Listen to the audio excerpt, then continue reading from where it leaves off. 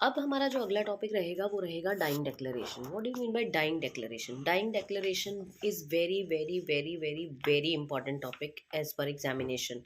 Dying declaration, नाम से पता चल रहा है डाइंग डिक्लेरेशन, मरते हुए कुछ डिक्लेयर करना।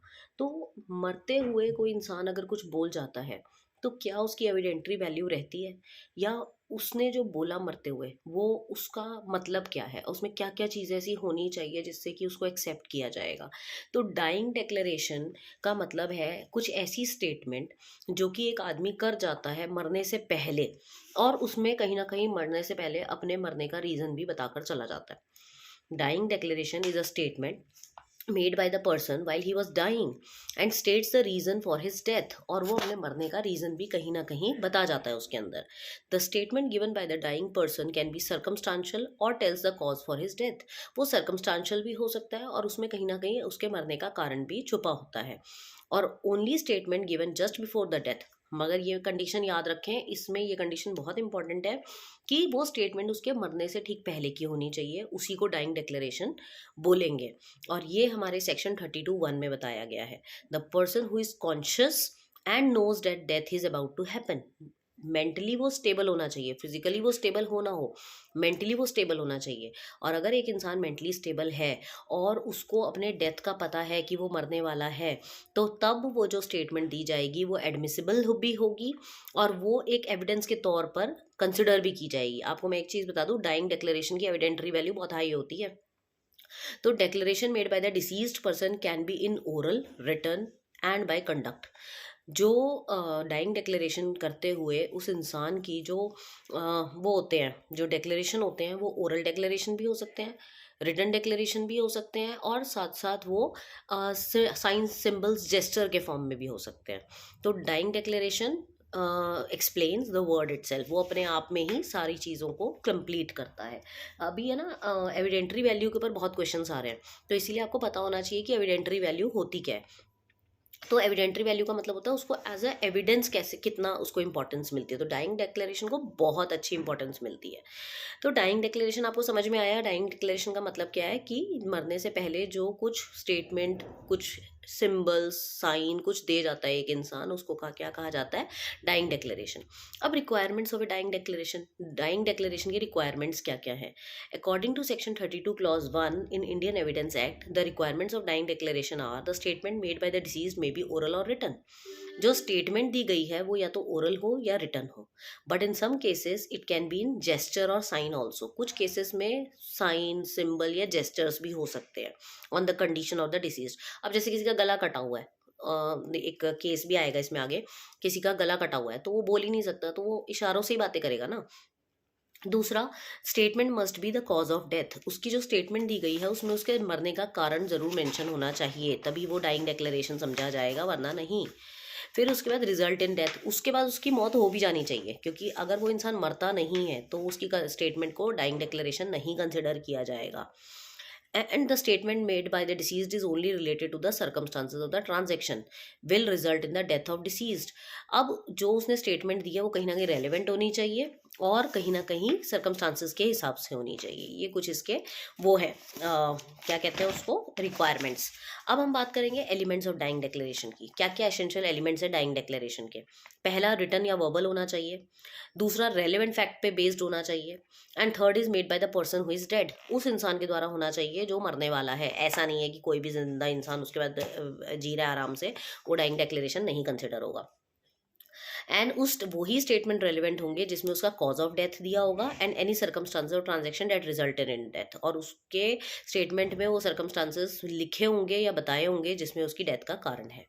Such statements are relevant whether the person who made him was or was not at time when they were made under the expectation of death, and whatever may be the nature of proceeding in which cause of death comes into the question। ऐसे statement relevant रहेंगे, not so important. Types of dying declaration, very important. क्या types हैं dying declaration के?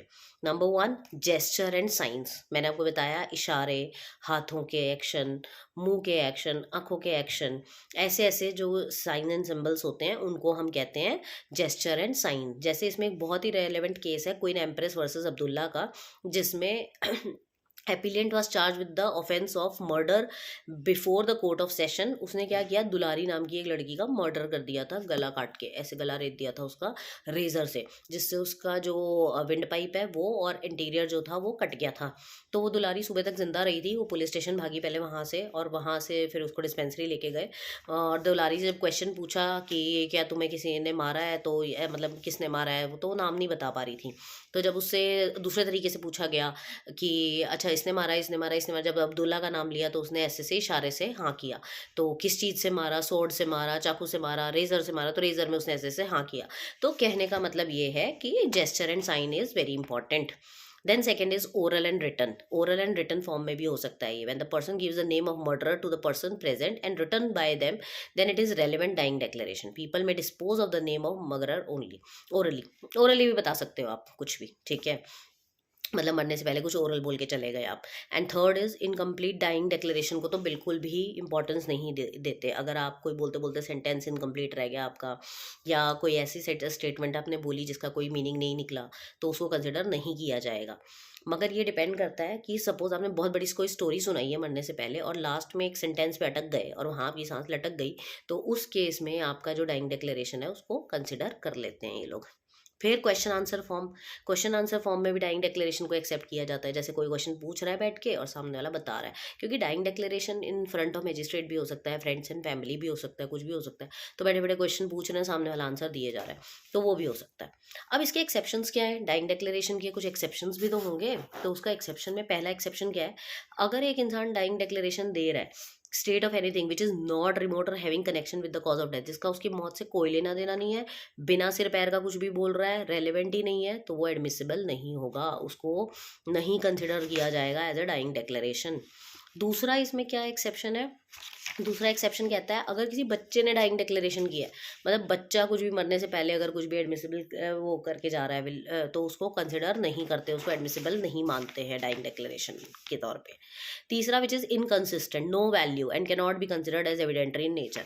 उसके inconsistent है, उसकी कोई value ही नहीं है, उसका कोई कनेक्शन नहीं है किसी चीज़ के साथ भी, एविडेंटरी नहीं होगा वो। Fourth is should be free from the influential pressure, किसी और के प्रेशर में आगे ना डिक्लेयर कर दे वो इस चीज़ को। Should be made spontaneous. allowed to court if they reject any untrue statement which contradictory in nature, it is perfectly allowed to the court, if कि कोर्ट के हाथ में है कि रिजेक्ट कर दे अगर कोई ऐसा स्टेटमेंट वो दे रहा है जो कॉन्ट्राडिक्टरी नेचर का है। And if the statement is incomplete in the sense which means it cannot answer the relevant question which are necessary to found guilty, कोई मतलब उसका कोई किसी चीज़ से कोई लेना देना नहीं है, तो उस केस में भी इसको हम वो एक्सेप्शन कर देते हैं। तो एविडेंटरी वैल्यू जो होती है वो क्या होती है डाइंग डिक्लेरेशन की, लास्ट पॉइंट, तो एविडेंटरी वैल्यू बहुत ही हाई होती है। ट्रू और वॉलेंटरी डिक्लेरेशन को कोई कॉर्पोरेशन नहीं चाहिए होता, कोई स्ट्रेंथ नहीं चाहिए होती। डाइंग डिक्लेरेशन वीक एविडेंस तो कतई नहीं होता। And case must be determined on it's facts keeping in view the circumstances को ध्यान में रखते हुए आपको इसको एविडेंस के तौर पे कंसिडर करना चाहिए। ये एक ऑरल टेस्टिमनी भी हो सकती है और बहुत सारी इन्फॉर्मिटीज तो सब में होती है, but dying declaration is a very good evidence. तो डाइंग डिक्लेरेशन का टॉपिक बहुत इंपॉर्टेंट है, इसको प्लीज़ अच्छे से करके जाइएगा।